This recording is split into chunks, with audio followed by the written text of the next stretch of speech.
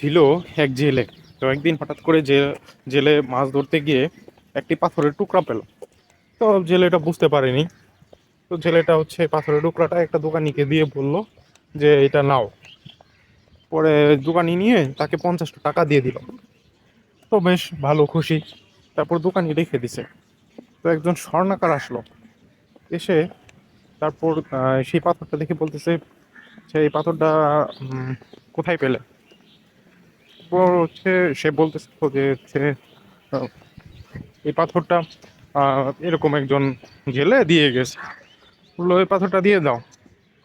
বললো আচ্ছা ঠিক আছে, তুমি 100 টাকা দাও। ও বললো না, 100 টাকা না। সে আবার একটু চালাক, সে বলতেছে 80 টাকা দিব। বলতেছে না, 80 টাকা দিয়ে দিব না। তো জুয়েলারি খুব চালাক, তো সে চলে গেছে। ভাবছে কে আর নিবে, পরের দিন আসবো। কিন্তু এর ভিতরে আরেকজন আসছে জুয়েলারি, সে এসে দেখে বলতেছে এটার দাম কত। সে বললো 100 টাকা। তো পরে সে 100 টাকা দিয়ে নিয়ে নিল। কিন্তু পরের দিন আবার ওই জুয়েলারি আসলো, আসার পরে বলতেছে তোমার পাথরটা কোথায়। বললো তো বিক্রি করে দিছি 100 টাকা।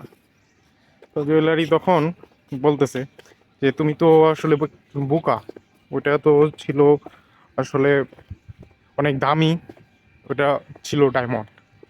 বলতেছে বোকা তো আমি না, বোকা তো তুমি, কারণ তুমি সেটা জানতা, আমি তো জানতাম না।